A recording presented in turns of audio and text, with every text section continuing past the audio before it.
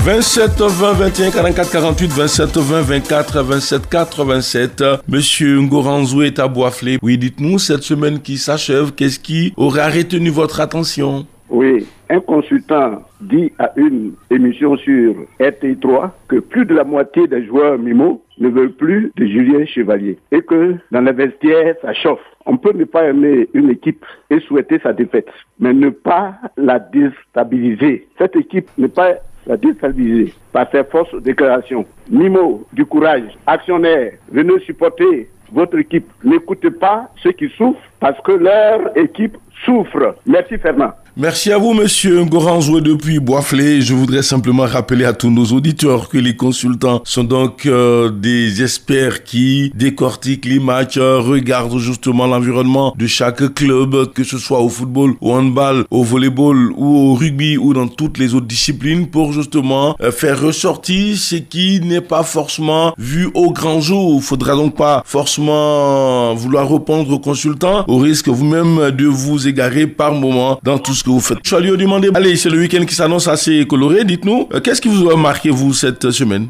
Ce qui m'a marqué indéniablement la relance de la SEC en Coupe de la Confédération après deux premiers matchs assez compliqués. Les jaunes et noirs ont entamé une opération relance et ils ont réussi à le faire en battant les Diables Noirs du Congo 2-0 dimanche dernier à Yamoussoukro, ce qui permet aux représentants ivoiriens de se hisser à la deuxième place de ce groupe. Maintenant, on savait que la SEC avait le dos au mur, la SEC était déjà dans le dur, la SEC n'avait plus droit à l'erreur. Il était important de retrouver cette efficacité-là, il était important d'être à droit devant les buts. Ils ont réussi à le faire en inscrivant des buts. Les Diables Noirs ont débarqué à Yamoussoukro en leader et là, la SEC a reçu le coup parfait. C'est une grosse opération qui permet aux jeunes noirs de se relancer maintenant. Et il y a le déplacement au Congo face aux Diables Noirs au match retour lors de la 4e journée. Puis il y a le déplacement aussi pour affronter le Daring Motema Pembe et puis la SEC va recevoir les Rivers United du Nigeria. Donc mathématiquement, c'est encore jouable. C'est une victoire très importante pour la SEC et qui sans doute a mis en confiance la SEC parce que en championnat ils se sont imposés hier 4-2. Ça veut dire en 2 matchs, ils ont inscrit 6 buts entre ces 2 buts. Donc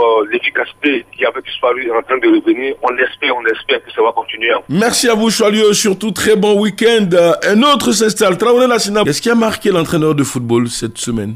Ce qui a attiré mon attention, surtout, et a retenu mon attention cette semaine, c'est la CAN de U20 en Égypte et surtout le parcours sans faute en face des potes des Lionceaux du Sénégal qui se sont permis d'imposer une défaite au pays organisateur, qui est l'Égypte. Et aussi encore hier, mission accomplie où ces mêmes Sénégalais-là qui ont battu le Bénin avec un but de Samba Diallo, buteur du Dynamo de Kiev.